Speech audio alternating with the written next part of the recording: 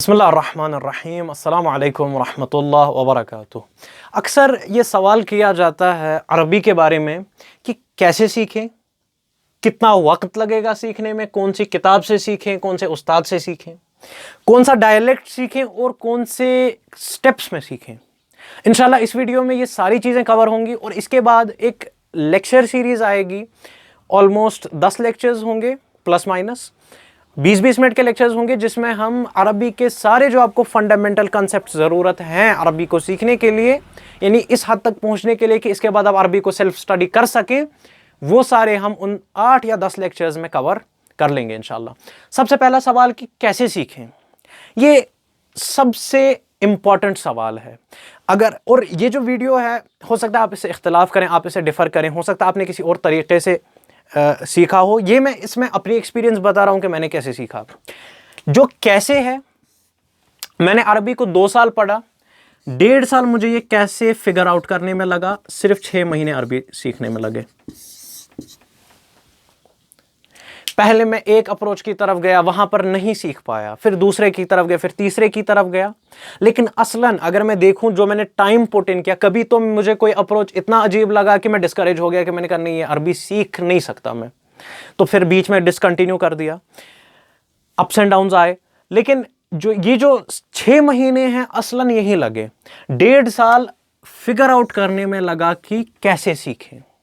और उन 1.5 साल में जो मैंने सीखा वो ये है कि जब आपको कोई भी ज़बान सीखनी है, पहली चीज़ जो आपको क्लियर होनी चाहिए वो है कि आप क्यों सीख रहे हैं। आपका वाई क्लियर होना चाहिए। अगर आप अरबी इसलिए सीख रहे हैं कि आप दोस्तों के सामने दिखा सकें कि मैं अरबी जानता हूं, तो उसके लिए एक ख़ास अप्रोच है, ठीक है। उसके लिए आपको आम फहम अरबी समझनी है। मतलब फॉर एग्जांपल पेन को क्या कहते हैं, इस डस्टर को क्या कहेंगे, बोर्ड को क्या कहेंगे, ताकि आप आम गुफ्तगू कर सकें। किचन में चीज़ें जो हैं उनको क्या कहते हैं, होटल को क्या कहते हैं, रेस्टोरेंट में इस खाने को, इस चीज़ को, इस बर्तन को, इस कपड़े को क्या कहते हैं, ठीक है।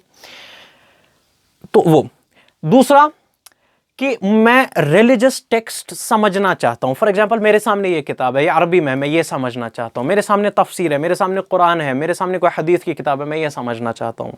उसमें जो अरबी यूज़ होती है वो आज जो अरबी जो मतलब यूज़ होती है अरब कंट्रीज़ में, उससे बहुत ज़्यादा मुख्तलिफ है, ठीक है, उससे बहुत ज़्यादा मुख्तलिफ है। और हम इंशाल्लाह उसी अरबी के बारे में बात करेंगे।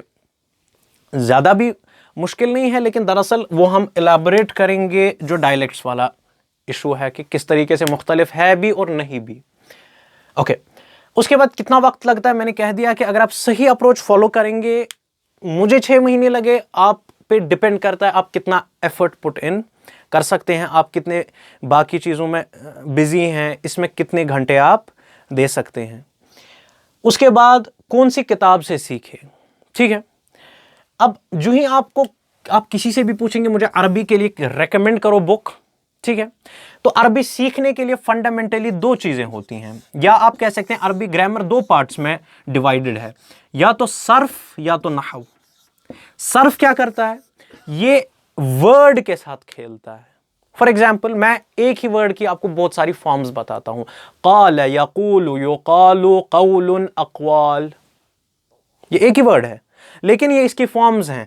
कोई नाउन के फॉर्म में है, कोई वर्ब के फॉर्म में है, कोई पास्ट है, कोई प्रेजेंट है, कोई फ्यूचर है, ठीक है, कोई पैसिव है, कोई एक्टिव है, ठीक है। तो ये सर्फ क्या करता है, ये इसी के साथ जो है एक हिसाब से लफ्ज के साथ खेलता है कि आप किस तरीके से एक एक्टिव वॉइस को पैसिव बना सकते हैं, पैसिव को एक्टिव बना सकते हैं, पास्ट को प्रेजेंट, प्रेजेंट को पास्ट बना सकते हैं, ठीक है। ये सर्फ है। नहव क्या करता है, नहव फिर कहता है कि जो आपने अब सीख लिया, मुझे वर्ड को कैसे बनाना है, मुझे वर्ड को किस तरीके से मैनिपुलेट करना है, चेंज करना है, अब इसको सेंटेंस में जो मुझे यूज करना है किस तरीके से करूं, पहले क्या डालूं, बाद में क्या डालूं, पहले सब्जेक्ट आएगा कि ऑब्जेक्ट आएगा, ये जो पूरा सेंटेंस है इसमें कौन सी चीज कहां पर आएगी, कैसे आएगी, प्रपोजिशंस कहां लगेंगे, वो प्रपोजिशन लगने से क्या होगा, ये सारी जो चीजें हैं ये नहव डिस्कस करता है। अब सबसे पहली चीज जो हमने इससे सीखी कि ना सर्फ पढ़ना है ना नहव पढ़ना है, ये पहली चीज है। ये गलती नहीं कीजिएगा, ग्रामर पढ़ने की गलती नहीं की। हाँ, ग्रामर पढ़ना जरूरी है, लेकिन व्हेन आई से कि ग्रामर नहीं पढ़िए, मतलब जो ट्रेडिशनल तरीका है ग्रामर पढ़ने का, पहले आपको A to Z सर्फ पढ़ाया जाएगा, ये ए थोड़ा 1 जैसा हो गया, खैर, और उसके बाद आपको नहव पढ़ाया जाएगा, ये गलत तरीका है। एटलीस्ट मुझे अपने एक्सपीरियंस में ये फॉल्टी तरीका लगा। इस तरीके से आदमी स्ट्रेस हो जाता है और सीख नहीं पाता सही से, बहुत ज़्यादा एफर्ट लगता है। अब जब हमारे पास तरीका है हम कम एफर्ट से सीखें, क्यों हम जो है हार्ड वर्क करें जहाँ पर स्मार्ट वर्क हो सकता है। तो उसी पर हम आते हैं कि कौन सी किताब, कोई भी किताब नहीं। मैं आपको एक सिंपल सी बात बताता हूं, आप जो भी ज़बान बोलते हैं, जो भी आपकी मदर टंग है, चाहे वो कश्मीरी हो, चाहे उर्दू हो, चाहे इंग्लिश हो, आपने किस किताब से वो सीखी? आपको कभी याद है कि मतलब कश्मीरी की कोई किताब आपने खरीदी हो और उसके बाद उससे सीखा हो? नहीं, कभी नहीं हम ऐसा करते, है ना। बोलते बोलते गलती भी कर बैठते हैं, उस गलती को सुधारा भी जाता है और फिर हम धीरे धीरे ये हमारे ज़बान पे फिर ये राइज हो जाता है, जारी हो जाते हैं ये कलिमात और हम बोल पाते हैं। बिल्कुल यही आप अरबी के साथ करें, और वो कैसे भी करना है वो भी हम इन स्टेप्स में देखेंगे। ओके, और फिर उन स्टेप्स को भी हम आगे एक लेक्चर सीरीज में कवर करेंगे। अच्छा जी, कौन सा उस्ताद? अब तो चूंकि ये सारा क्लियर हो गया तो मुझे नहीं लगता आपको इस सवाल के जवाब की ज़रूरत है। उस्ताद आपको अरब ही मिल जाएंगे, इन द सेंस ये कि जो ही आपके ये स्टेप्स क्लियर हो गए उसके बाद क्या करना है, अरब स्पीकर्स को सुनना है, वो हम यहाँ पर देख लेंगे। अब सबसे पहले जो स्टेप्स हैं उनसे पहले हम यहां पर आते हैं, क्योंकि अगर ये क्लियर नहीं होगा कि कौन सा डायलेक्ट, हो सकता है अभी आपको इररेलेवेंट लगा हो, क्योंकि आपको लगता है कि अरबी एक चीज है कि जो मैं देखता हूं कुरान में, हदीस में, लेकिन इन रियलिटी अरबी के बहुत सारे डायलेक्ट्स हैं। और जो ही मैं आपको स्टेप्स में बोलूंगा आप अरब स्पीकर का सुने, वहां पर आपको डायलेक्ट बोलने वाले मिलेंगे। कोई इराकी डायलेक्ट बोलेगा, कोई शामी डायलेक्ट बोलेगा, कोई मसरी डायलेक्ट बोलेगा, कोई फलस्तीनी डायलेक्ट बोलेगा, कोई इराकी डायलेक्ट बोलेगा, तो आप कंफ्यूज से हो जाएंगे। कोई खलीजी डायलेक्ट बोलेगा, कोई फुसहा बोलेगा, तो आप कंफ्यूज हो जाएंगे हम किसका सुने। ठीक है, और इसमें जो हम कंसेप्ट सीखेंगे उससे आप सिर्फ फुसहा समझ सकते हैं। अब ये क्या है, देखिए जितने भी डायलेक्ट्स हैं, ठीक है, फॉर एग्जाम्पल हर लैंग्वेज में डायलेक्ट्स होते हैं। इवन इंग्लिश में फॉर एग्जाम्पल अमेरिकन इंग्लिश है, ब्रिटिश इंग्लिश है, तो कुछ वर्ड्स डिफरेंट हैं, प्रोनाउंसिएशन डिफरेंट है, बोलने का अंदाज डिफरेंट है। ठीक है, इसी तरीके से अगर हमें ब्रॉडली डिवाइड करना हो अरबी के डायलेक्ट्स को, दो चीजों में कर सकते हैं, लहजतुल फुसहा या लहजतुन आमिया। ठीक है जी, अब फुसहा क्या होता है, आमिया क्या होता है? ठीक है, देखिए पहले हम आमिया देखते हैं, फिर हम फुसहा देखेंगे। ठीक है, जो आपको स्टैंडर्ड है जहन में, फॉर एग्जाम्पल ये जो मैंने लिखा, ये क्या लिखा है, क़ाफ ज़बर क़ा। ठीक है, लेकिन अगर आप इसी को इराक में पढ़ते हैं तो इसको पढ़ा जाएगा क़ाफ ज़बर गा, ये गा की साउंड निकलेगी। इसलिए वो नहीं कहते क़ाल अल्लाह सुब्हानहु व तआला, वो कहते हैं गाल अल्लाह, या हम अरबी में कहते हैं तनक़तिलु, यानी आप मर जाओगे। वो नहीं कहते, वो कहते हैं लो तौक़फ़ अमाम अल-बाब राह तनक़तिल, यानी अगर तुम दरवाजे के सामने खड़ा हुए तो तुम मर जाओगे या मारे जाओगे, राह तनक़तिल। ठीक है, इसी तरीके से वो नहीं कहते क़ाल अल्लाह, कहते गल अल्लाह, वो गल रसूल इल है, यानी क़ाल रसूल लहू और क़ाल अल्लाह लहू। ठीक है, तो ये एक है। इसी तरीके से अब यही क़ाफ आप फॉर एग्जाम्पल सीरियन डायलेक्ट में ले जाएं तो वहां पर इसको अलिफ ज़बर पढ़ा जाता है।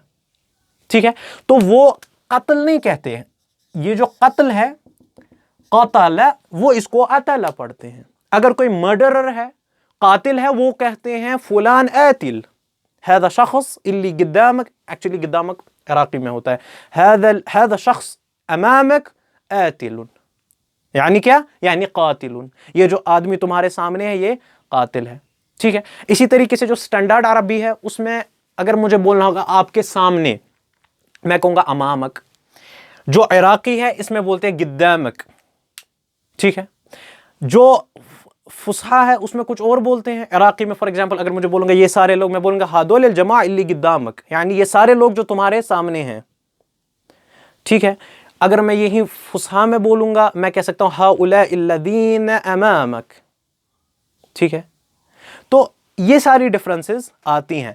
अब अगर आपने for example stand up comedy देखना शुरू कर लिया, या अरबी टेड टॉक्स देखना शुरू कर लिया, या इवन कुछ न्यूज़ चैनल्स, कुछ मेजॉरिटी फुसहा यूज़ करते हैं लेकिन कुछ न्यूज़ चैनल्स लोकल डायलेक्ट्स करते हैं, तो वहाँ पे आप कंफ्यूज हो जाएंगे। इवन मैं भी ये लोकल डायलेक्ट्स नहीं समझ पाता हूँ, बहुत कम समझ पाता हूँ। तो क्या करना है कि आपको ट्राई करना है, आप रिलीजियस टॉक्स सुने या डॉक्यूमेंट्रीज देखें। इंशाल्लाह जब हम ये स्टेप्स कवर करेंगे, जो ही हम फिर इस पॉइंट पर पहुंचेंगे कि हम अरब स्पीकर्स का सुन सके, मैं कुछ लिंक्स दूंगा कि जो अच्छी डॉक्यूमेंट्रीज बनाते हैं, ठीक है। अब लिंक शेयर करने का मतलब नहीं है कि मैं उनको सपोर्ट कर रहा हूं या मैं उनकी ऑथेंटिसिटी की गारंटी दे रहा हूं, लेकिन उनके अरबी बहुत अच्छी और फुसहा यूज करते हैं। तो अच्छा, अब हमने देख लिया कि यहां पर ये यूज हो रहा है गतला, यहां पर अतला, ठीक है। इसी तरीके से कुछ और डायलेक्ट है, वहां पर कुछ और यूज होता है, ठीक है। तो अब इनमें रिकंसाइलेशन कहां पर होगी? जैसे हम जब साइंस में देखते हैं ना, हम साइंटिफिक नेम्स क्यों रखते हैं? क्योंकि यहां पर मैंगो को कुछ बोलते हैं, वहां पर कुछ बोलते हैं, वहां पर कुछ बोलते हैं। साइंटिस्ट कहते हैं यार इसको एक नाम दे दो टेक्सोनॉमी में जो हर जगह यूज होगा, ठीक है, एक नॉमेनक्लेचर रख दो। तो अरबी में हम कह सकते हैं इस वक्त फुसहा यही काम करता है कि ये एक नॉमेनक्लेचर सॉर्ट ऑफ है, यानी ये इन सब को आप कह सकते हैं यूनाइट करता है या रिकंसाइल कर सकता है, ठीक है। और हमें फुसहा सीखना है, हमें फुसहा सीखना है। ये बहुत ज्यादा क्लोज है जो कि आपको हदीस की बुक्स में अरबी मिलेगी। हाँ, अब इसमें भी कुछ नए वर्ड्स ऐड हो चुके हैं, लेकिन पुराने वर्ड्स भी बहुत हद तक यूज होते हैं। मतलब ये 95% सिमिलर है, ठीक। और जो 5% डिफरेंसेस है वो भी इसलिए नहीं कि वो वाले वर्ड्स इसमें एग्जिस्ट नहीं करते, बल्कि वो वाले वर्ड्स की अब यूज नहीं रही, वो वाले वर्ड्स की अब उन वर्ड्स की, उन अल्फाज की अब यूज नहीं रही, लेकिन आप समझ वो पाएंगे। तो जब हमने ये क्लियर कर लिया कि कौन से डायलेक्ट सीखने हैं, ठीक है, हमें क्या सीखना है? फुसहा। तो ये आपको हमेशा जहन में होना चाहिए, जो ही मुझे किसी अरब स्पीकर का देखना है, मैं क्या करूं? मैं फुसहा देखूं। अब ये हम तब से बोल रहे अरब स्पीकर का सुनो सुनो, भाई क्या करो? असल सबसे पहले जब हम सीखेंगे और जब हम ये लेक्चर सीरीज बनाएंगे, तो इसमें हम ये जो दो चीजें हमने देखी कि जिनको पहले इसको A to Z पढ़ाया जाता है, सर्फ को फिर नहव को, ऐसा नहीं करना है, इनको रिकंसाइल करना है। इन द सेंस इसमें से कुछ चीजें लेनी है फंडामेंटल्स, इसमें से कुछ फंडामेंटल्स लेने हैं, ठीक है, जो कि 10 लेक्चर्स में हमारे कवर हो जाएंगे। तो हमें क्या करना है? हमें सर्फ प्लस नहव करना है, लेकिन कुछ कुछ कंसेप्ट, कौन से कंसेप्ट वो भी मैं आपको अभी इस लेक्चर बता दूंगा स्टेप्स में, ठीक है। लेकिन उससे पहले 3 स्टेप्स जो कि कोई भी लैंग्वेज सीखने से पहले इंपॉर्टेंट है। बहुत साल पहले, इन द सेंस कि जब अभी लिखने का रिवाज शुरू नहीं हुआ था, तो हजारों सालों के लिए जो भी इंफॉर्मेशन थी, जो एक जनरेशन से दूसरी जनरेशन तक ट्रांसफर होती थी, या इवन बादशाहों के जो रिकॉर्ड्स एक जनरेशन से दूसरे जनरेशन तक ट्रांसफर होते थे, वो ऑरली होते थे, लिखे नहीं जाते थे, लिखे नहीं जाते थे। अगर आप हिस्टोरिकल रिकॉर्ड्स देखेंगे, बल्कि वो ऑरली, फिर वो कभी मर जाता था तो उसी के साथ तारीख भी काफी हद तक मिट जाती थी, अगर किसी और को वो याद ना हो। अलगर्ज कि हमारे माइंड्स को with the passage of time इस तरीके से बनाया गया है कि जो चीज हम सुनते हैं वो हम उस चीज से बेहतर समझते हैं कि जो हम पढ़ते हैं, ठीक है। तो इसलिए सबसे पहली चीज, जो ही आपने ये फंडामेंटल कंसेप्ट सीख लिए, ये भी मैं बताऊंगा कौन कौन से टॉपिक्स हम सीखेंगे इन 10 लेक्चर्स में, लेकिन पहला स्टेप है लिसन। पहला टॉपिक है, topic in the sense step है लिसन। सबसे पहले आप सुने, जो ही आपने ये सीख लिया उसके बाद सुने आप अरब स्पीकर्स को। कितने टाइम के लिए? 2-3 महीने के लिए। जब आप पहला लेक्चर सुनेंगे ना, आपको उसमें से 10% समझ आएगा, लेकिन डिस्करेज ना हो, क्योंकि 1.5 साल जूझने के बाद भी मुझे वही 10% समझ आया। लेकिन जो ही मैंने ये कंटिन्यू किया, फिर भी सुना, समझ नहीं आता था फिर भी सुना, विद इन 6 मंथ्स ये 10%, 80% to 90% हो गया। विद इन 6 मंथ्स ये 80% to 90% हो गया, ठीक। तो आप सुने, कंसिस्टेंटली सुने, और स्टार्ट में ऐसा नहीं कि आप फोन में ईयरफोन लगा के फोन जेब में रख दे, नहीं, फोन सामने रखे। क्यों? क्योंकि हमारा मेजॉरिटी ऑफ जो कम्युनिकेशन होता है वर्बल जेस्चर्स से होता है, जो हाथ हिलाते हैं वगैरह, ठीक, या जो वहां पर आपका माहौल है या उसके चेहरे के जो एक्सप्रेशन है, उससे बहुत चीजें कन्वे हो जाती हैं। तो जो अल्फाज का आपको माना ऐसे समझ नहीं आता, वो आपको जेस्चर से समझ आ जाएगा। इसमें जुगाड़ करके आपको थोड़ा बहुत समझ लेना, ये धीरे धीरे ये बढ़ता जाएगा। तो पहला स्टेप है लिसन। उसके बाद लिसन के बाद आपको धीरे धीरे पढ़ना शुरू करना है। अब देखिए, जो ही आप सुनने के बाद पढ़ना शुरू करेंगे ना, पढ़ते पढ़ते आप फिर उस 10% पे पहुंच जाएंगे। लेकिन डिस्करेज नहीं होना है, इसको भी कंटिन्यू पढ़ते रहना है, ठीक है। असलन कब आपको समझ आएगा कि आपने अरबी सीख ली? जब आपके सामने ऐसे कोई किताब हो जिस पर अरबी लिखी हो और जबर जेर ना हो, और आप इसको जबर जेर के बगैर रवानी पढ़ सकते हो और समझ सकते हो, सवानी समझ सकते हो। खूब लिसन, रीड, उसके बाद जनाब स्पीक, क्योंकि जिसको बोलना आ गया ये सबसे इंपॉर्टेंट चीज है। साइकोलॉजी में एक कॉन्सेप्ट है जिसको हम बोलते हैं, अच्छा मैं इतनी प्लानिंग की बात कर रहा हूं, बोर्ड की स्पेस मैंने प्लानिंग नहीं की, मैं कुछ उधर लिख रहा हूं कुछ इधर लिख रहा हूं, खैर। Active recall, active recall, active recall क्या होता है? मैं आपको एक सिंपल सी एक्सरसाइज बताता हूं। ये मेरे हाथ में क्या है? डस्टर है, सिंपल। लेकिन अब आप एक आदमी जिसको आप जानते हो उसको इमेजिन करें, जिसको आप जानते हो उसको इमेजिन करें, और फिर ऐसा सोचें कि वो मुंह से बात कर रहा है और मूवमेंट कर रहा है फेस की। आप सोचें जरा, उसकी पिक्चर रहती है जहन में? नहीं रहती। इसी तरीके से अगर आपने किसी को एक बार भी देखा है, अगर फिर से वो आपको सड़क पे मिल जाए तो आपके जहन में कहीं ना कहीं खटकता है कि भाई मैंने इसको देखा है, मैंने इसको देखा है।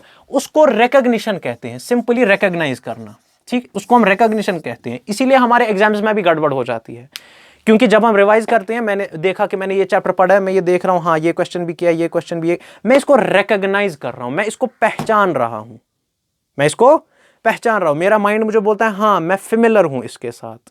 लेकिन जब मुझे एग्जाम हॉल में खाली पेपर पे लिखना होता है, वहां पर मुझे रिकॉग्नाइज नहीं करना होता। इसलिए ऑब्जेक्टिव क्यों इजी होते हैं सब्जेक्टिव क्वेश्चन से बहुत हद तक?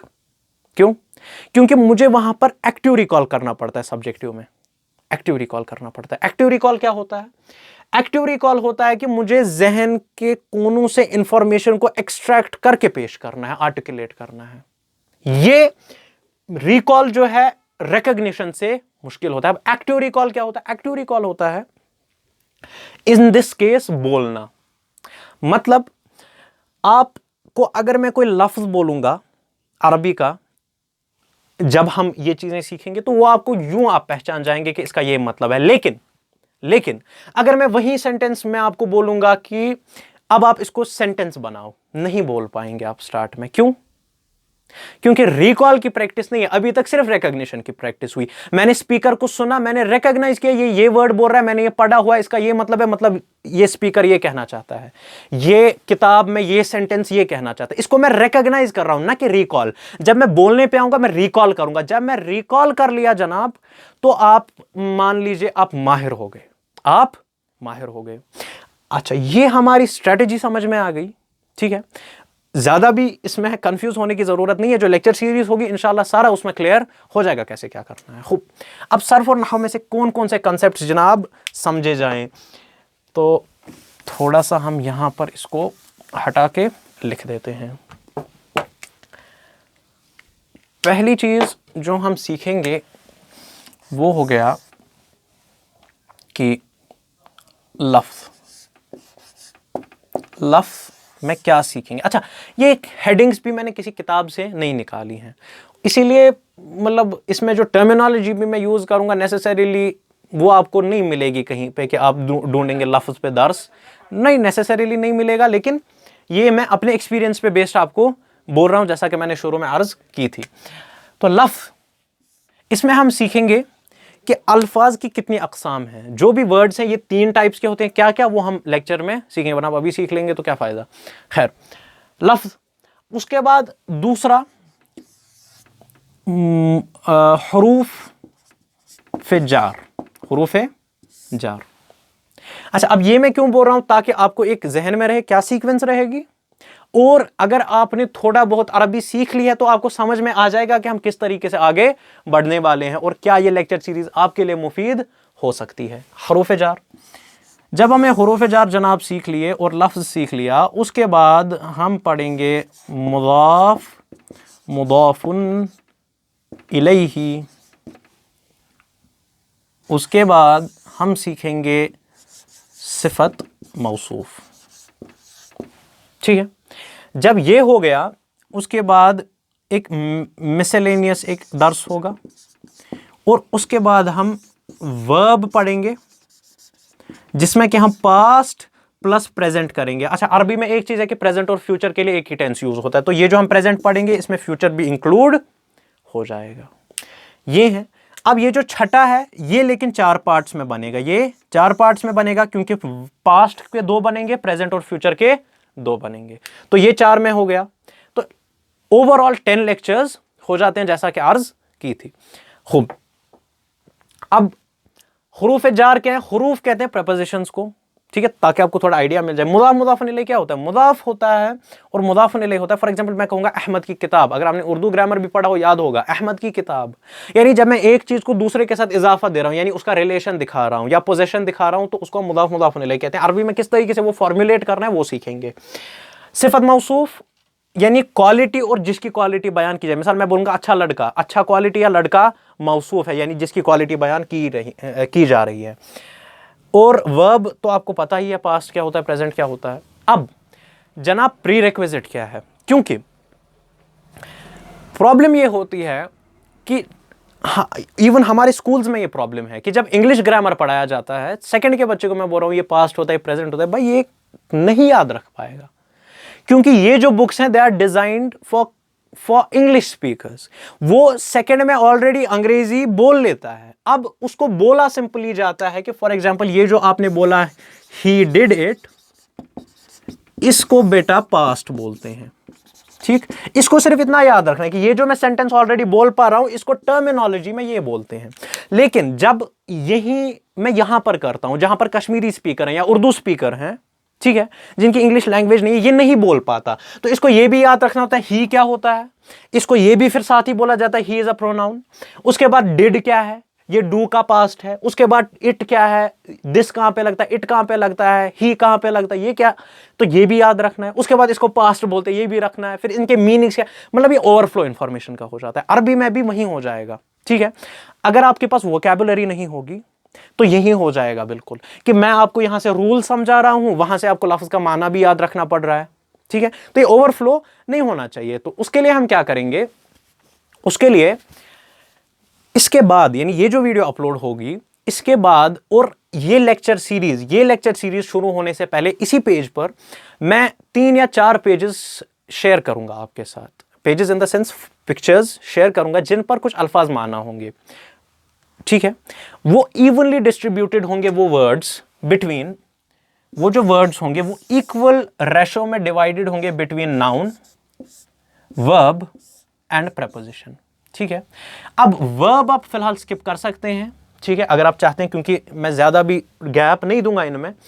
जो from lesson number 1 to lesson number 5 आपको सिर्फ जरूरत पड़ेगी नाउन और प्रेपोजिशन की। अब ये हम डिफरेंशिएट कैसे करें, सीधी सी बात है, जिसमें भी आपको काम दिखेगा वो वर्ब है। वर्ब को फिलहाल आप स्किप कर दें जब तक हम 5th दर्स तक पहुंच नहीं जाते।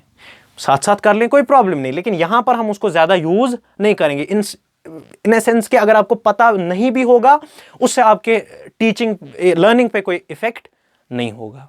खूब, ये सारा हमारा क्लियर हो गया। इसके बाद इंशाअल्लाह एक अच्छे से लेक्चर सीरीज शुरू हो जाएगी इंशाअल्लाह। इल्तिमास से दुआ है आप सबसे, पेज को ज़रूर सब्सक्राइब करें, फॉलो करें, अपने दोस्तों के साथ शेयर करें। अगर कोई भी फीडबैक है आपका या आपको लग रहा है कि कहीं पर कोई कोताही हो रही है या किसी तरीके से इस दर्स को बेहतर बनाया जा सकता है, ज़रूर कमेंट सेक्शन में बोलें। वस्सलामु अलैकुम रहमतुल्लाह व बरकातुहू।